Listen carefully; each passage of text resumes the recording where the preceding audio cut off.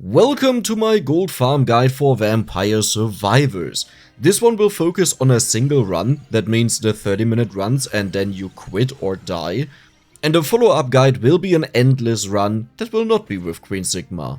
Now to begin with, in the background you see footage of a run that I made, but this one actually horribly failed. I will explain to you how to avoid that, but that horribly failed run only, in quotation marks, made 6.4 million gold. That is twice as much as you used to earn, and the big difference is of course that you start with an additional Arcana, and with the inverse mode you earn a ton more gold. Talking about inverse mode, here are the settings, and I use 3 weapons. Note that you can probably enable endless mode, and at 11 minutes and 21 minutes you will get additional Arcana. So here you can see a run that went into endless. You don't get Arcana drops out of the 11 minute and 21 minute chests. This run here had a similar issue, that Soul Solution was not properly timed, though it was slightly better, and as you can see that's already a difference of 700k gold. But if your computer can handle it, then I would recommend going for Saraband of Healing instead of Mad Groove. Now, they don't really change all too much about the game, but I honestly didn't consider that. Nor have I tested it, so you can check it out if you want. Using Endless doesn't change anything about your run itself, except that you have to manually quit out since the Reaper doesn't spawn, but I don't think that's too big of a problem.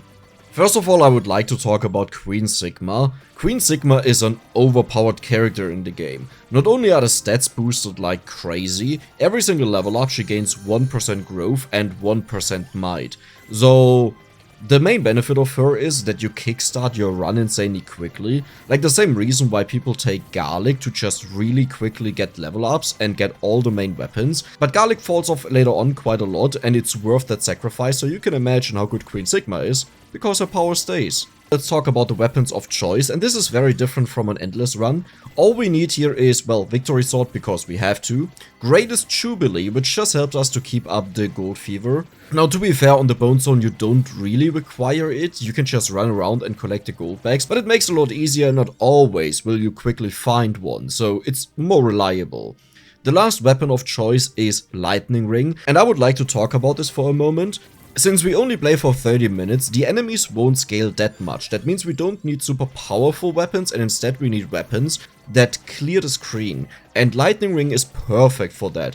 Now there is an alternative, you could also go for Garlic, you could also go for Center Water, but to be honest on Queen Sigma they take so long to be screen sized, and they actually lag your game like crazy. Like Lightning Ring is I think the weapon that lags your game the least for what it offers, so I always recommend this one for gold farming. Since these videos take a lot more effort, it would be great if you could help it out by giving it a like, and if you enjoy the content and want to see more, to subscribe.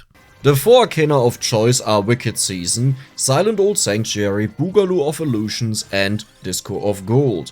I will just quickly make a rundown on what they do. Wicked Season doubles whatever stats is shown at the bottom, and you want to make sure that you pick up all of the experience when the crown is there, meaning the growth is doubled.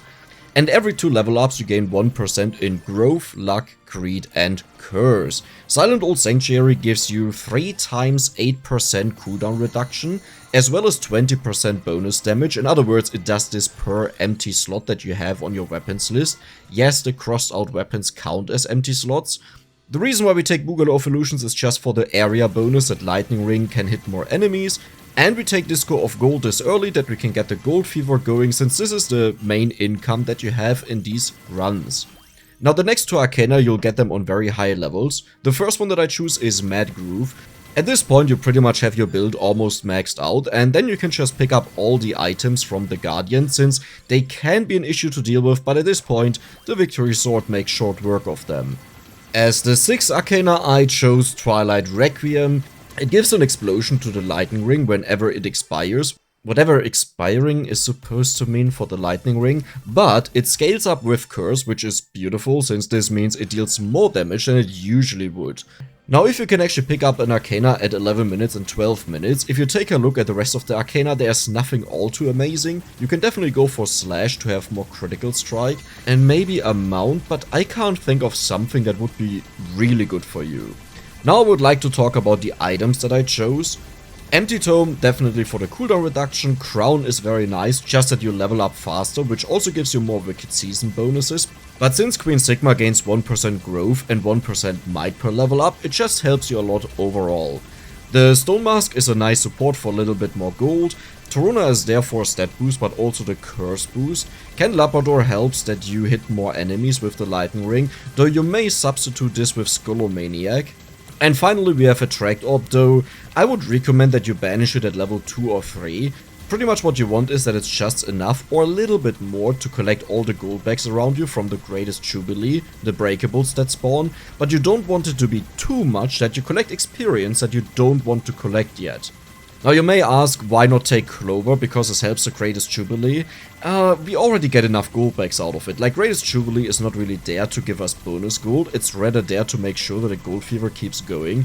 And the 50% bonus is the equivalent of 100 level ups, it's really not a lot.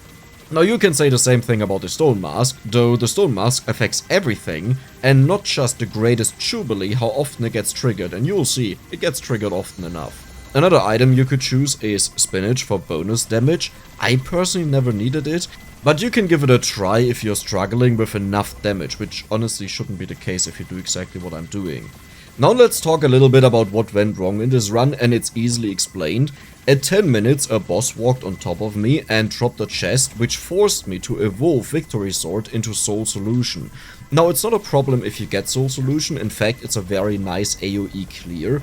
But if it's not evolved at the right time, then you can't pick up the experience properly, which happened to me. The times where you want to evolve it is right before it goes into luck or right before it goes into curse, since it needs around 3 seconds to kick off. And if you do it right, then it would start off right after curse starts. You can pick up all the experience since you don't collect it while it's going on, and then it goes over to growth. And you collect everything all at once with the growth multiplier. Now one thing you should be aware of is the laggier the game is, the more there will be a delay in the game of when Soul Solution activates, or rather the problem is the Wicked Season Arcana not being aligned with the timer anymore. Later on you can just take a look at the timer at the top and you will see it doesn't align anymore, that every 10 seconds the shifts happen. And that is also a problem with Mad Groove. Though the way you can avoid that is when Mad Groove goes off and you're still in curse, and let's say you messed up Soul Solution, or, and that is the alternative, you can just banish Victory Sword at level 11. But let's say you are in this bad position, what you can do is just run away from the experience, let it follow you, and the moment growth is active, then you can collect it all at once. In this run here you'll see me do that a couple of times, so you can check it out. Now I want to talk a little bit about what is actually the Bone Zone and what is the difference towards Endless mode in change of weapons.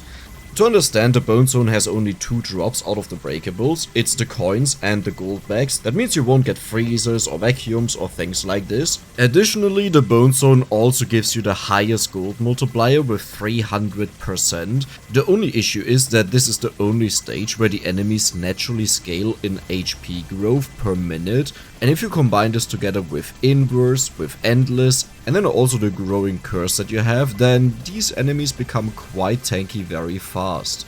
Now I would like to talk about Endless mode, because if you activate it either way, why should you quit out of it? Well, you don't need to, but the problem is the enemies scale in HP insanely fast.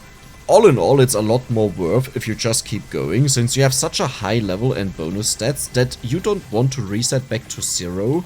But to keep this going, you actually need another weapon.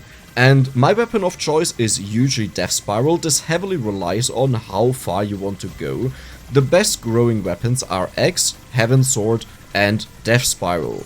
Now Axe is the strongest one in this lineup. The only problem with Axe is that eventually it has so much speed that it shoots out of the frame even when you have bouncing, because the bouncing only happens if it hits an enemy. It still shoots out and spawns outside of the screen.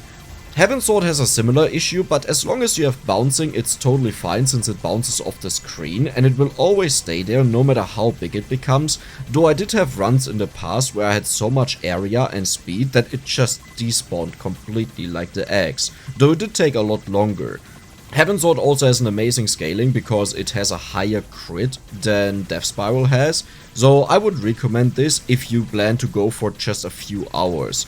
Now if you want to go for a really long run, then I recommend going for Death Spiral. Again, take Slash because you need the crit damage, and this should be able to keep up with the enemy's growth.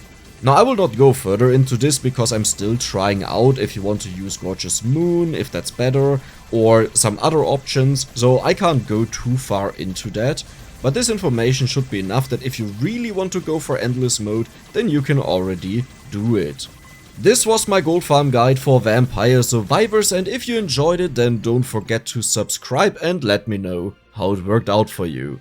See you the next time in the Endless Farm Guide, and I'm out.